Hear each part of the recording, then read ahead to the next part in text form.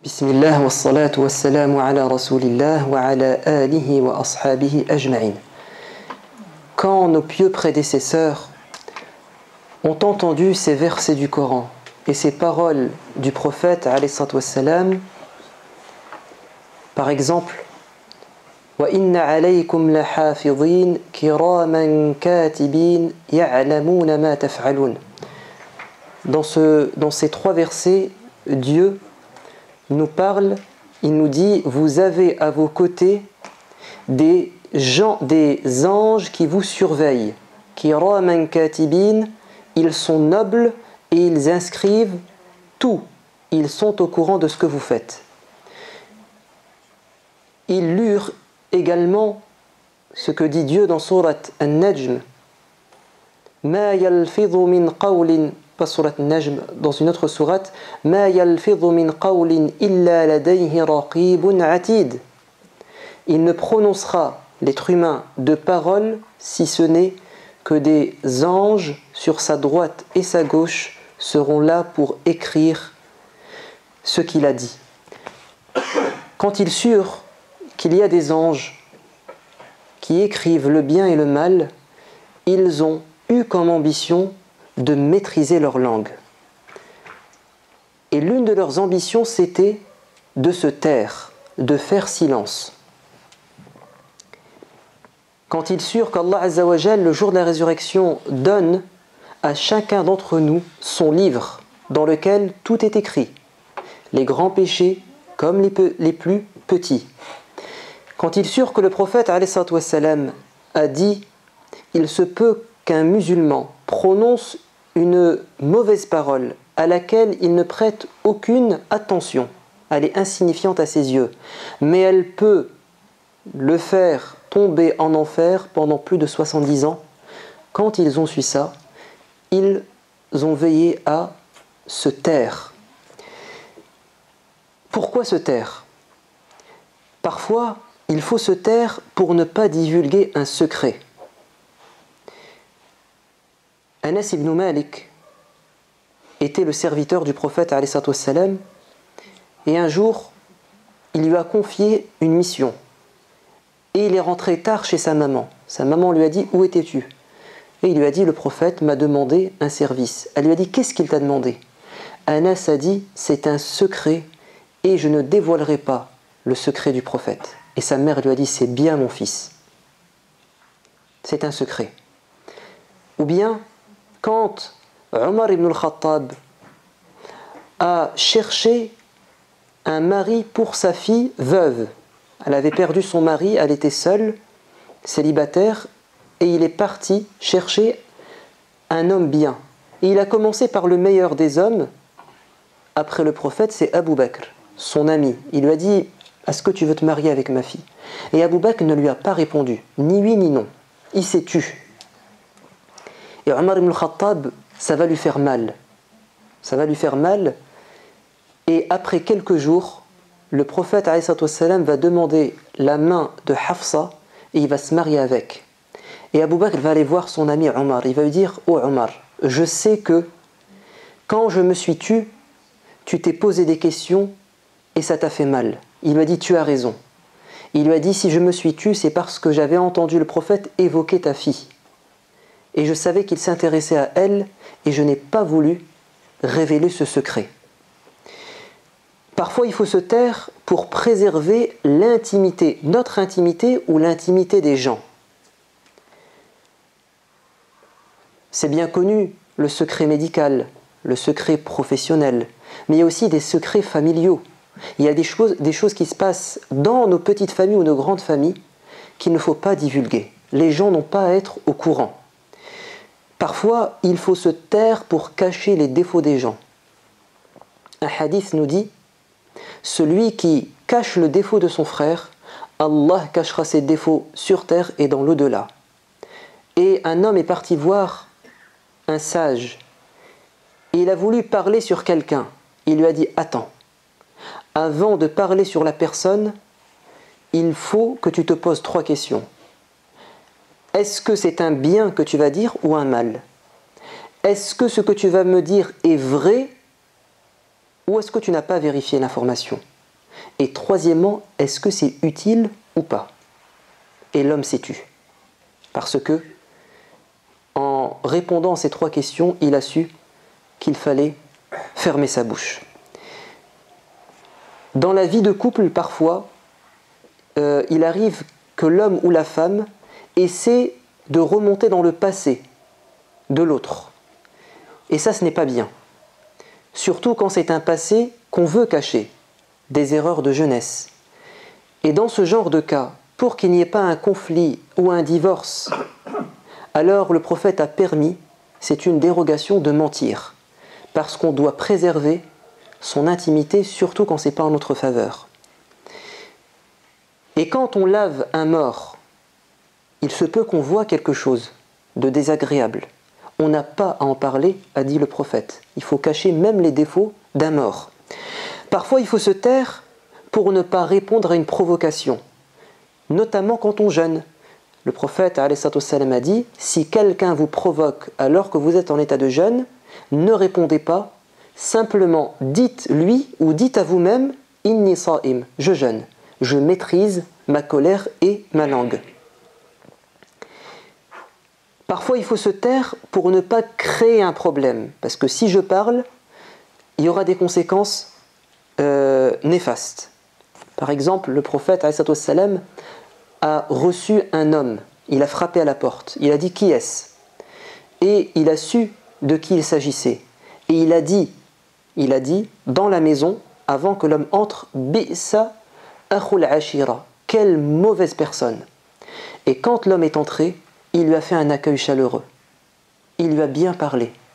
Et Aïcha va lui dire « Prophète, tu as dit ce que tu as dit, et pourtant, tu as fait le contraire. » Il a dit « La pire des personnes aux yeux de Dieu, c'est celle avec qui on doit faire attention pour éviter son mal. » Pour éviter son mal. On est obligé de se taire, ne pas dire la vérité, être franc, parce que ça peut se retourner contre nous, ou contre sa famille, ou je ne sais trop quoi. Et ce n'est pas une hypocrisie, au sens négatif du terme, c'est de l'intelligence, parce qu'on réfléchit aux conséquences. Il faut parfois se taire pour ne pas induire les gens en erreur. Le prophète nous dit, il suffit pour mentir de colporter tout ce que l'on entend. Il suffit pour mentir de répéter tout ce qu'on entend. Il vaut mieux se taire, parce qu'on va peut-être véhiculer des rumeurs, des accusations non fondées. Et dans la religion, quand on est interrogé et qu'on ne connaît pas la réponse, il vaut mieux se taire, pour ne pas induire les gens en erreur. L'imam Malik, ce grand savant, a reçu une délégation du Maroc. Ils sont venus faire le pèlerinage. Et ils ont dit, oh l'imam Malik, on a entendu parler de toi, tu es un savant. Et ils lui ont posé 40 questions religieuses.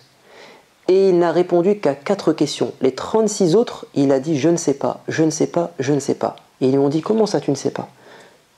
Toi le grand savant? Et il a dit, je ne sais pas. C'était par précaution et par modestie, et pour ne pas induire en erreur, il a préféré se taire.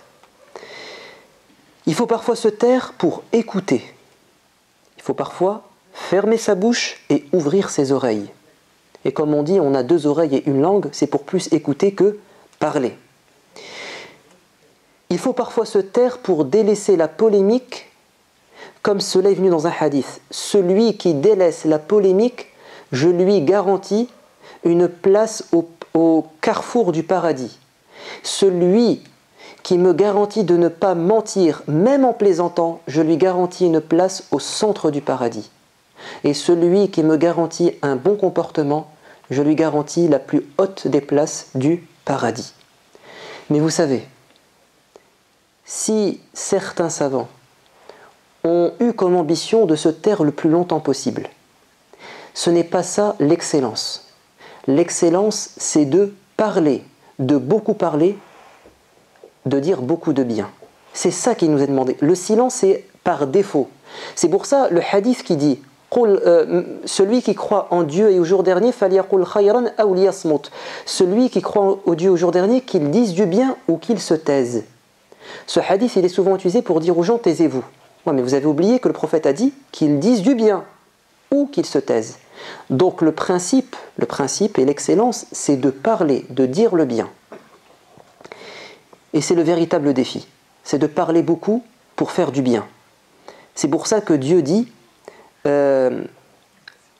dans le Coran « وَقُولُوا لِلنَّاسِ حُسْنًا » et dites le bien aux gens. وَقُلْ لِعِبَادِي يَقُولُوا الَّتِي هِيَ أَحْسَنُ et dis à mes serviteurs de n'employer que les plus belles paroles quand ils discutent. Et le proverbe dit « La parole est d'argent et le silence est d'or ». Nous, on ne dit pas ça. Nous disons que la parole est d'or quand c'est une bonne parole et que le silence n'a pas lieu d'être quand je peux dire le bien. Alors l'excellence dans la maîtrise de la langue, c'est de toujours parler le plus longtemps possible pour dire du bien. Vous avez évidemment le zikr. Le zikr, c'est quoi? C'est le fait d'évoquer Dieu. Subhanallah, alhamdulillah, Allahu Akbar, la ilaha illallah, et d'autres, beaucoup, ou prier sur le prophète. Un homme a dit, Ya Rasulallah, indique-moi une œuvre que je ne délaisserai jamais. Et il a dit, fais en sorte que ta langue soit toujours mouillée par le rappel de Dieu. Donc, se taire, ce n'est pas ce qu'il y a de mieux. C'est de parler, mais de dire des choses qui sont bonnes. L'imam Ahmed ibn Hanbal est parti en voyage, ce grand savant. Et il est arrivé un soir dans une mosquée. C'était un voyageur sans domicile, donc, et il a voulu dormir dans la mosquée. Mais le concierge lui a dit non, tu n'as pas l'autorisation, la permission, tu restes dehors. Et il a insisté. Et le concierge a dit non. Et il a tiré Ahmed ibn Hanbal par les jambes jusqu'à le sortir. Il ne sait pas de qui il s'agissait. L'imam Ahmed marche dans la rue. Et il rencontre un homme. L'homme lui dit, tu es un étranger. Est-ce que tu as besoin d'accueil, d'hospitalité? Il a dit oui. Il lui a dit, viens chez moi. Et c'était un boulanger. L'imam Ahmed dit, je me suis assis et j'ai observé le comportement du boulanger durant la nuit. Pendant qu'il préparait sa pâte, pendant qu'il la pétrissait, pendant qu'il faisait le pain, il le faisait cuire, qu'est-ce qu'il faisait en même temps? Il faisait du dhikr. Il travaille et il fait du dhikr. Il ne se tait pas. Au petit matin, l'imam Ahmed dit, ô toi le boulanger, j'ai vu en toi une grande qualité. Sûrement, Dieu te récompense. Il y a une baraka sûrement dans ta vie grâce à ça. Quelle est-elle? Il a dit, à chaque fois que j'ai demandé quelque chose à Dieu, je l'ai eu. Et ça, c'est un hadith du prophète. 3 personnes, Allah répond à leurs invocations. Parmi elles, celui qui fait beaucoup de dhikr. Il a dit donc, tout ce que j'ai demandé à Dieu, il me l'a donné. Sauf une chose, j'attends qu'elle se réalise. J'ai demandé à Dieu dans mes invocations de rencontrer ce grand savant, Al-Imam Ahmed. Et j'attends. Et il va sourire, et il va lui dire, tu as vu, on m'a fait sortir de la mosquée en me tirant par les pieds pour que ton invocation soit exaucée. Parmi l'excellence dans la parole, c'est de remercier les gens, de leur faire des compliments, de dire des belles paroles. Et puis enfin, Allah nous dit وَمَنْ أَحْسَنُ قَوْلًا مِمَّنْ دَعَا إِلَى اللَّهِ وَعَمِلَ صَالِحًا وَقَالَ إِنَّنِي مِنَ الْمُسْلِمِينَ. Qui donc prononcera une meilleure parole que l'appel à Dieu, la da'wa, مِمَّنْ دَعَا إِلَى اللَّهِ. Donc la meilleure des choses à faire par sa langue, c'est de faire du rappel, pas du dhikr. Non, là c'est de rappeler les gens, un conseil, une critique constructive, une invitation à faire le bien. À chaque fois qu'on utilisera notre langue pour guider les gens, on sera dans l'excellence. Et je termine en disant que le jeûne des communautés précédentes, les juifs, les chrétiens et ceux qui étaient avant, certains savants disent qu'ils étaient dans l'obligation de se taire, de ne pas parler durant la journée de jeûne, en s'appuyant sur la parole de Dieu, qui est en fait ce qu'a dit Marie aux Hébreux.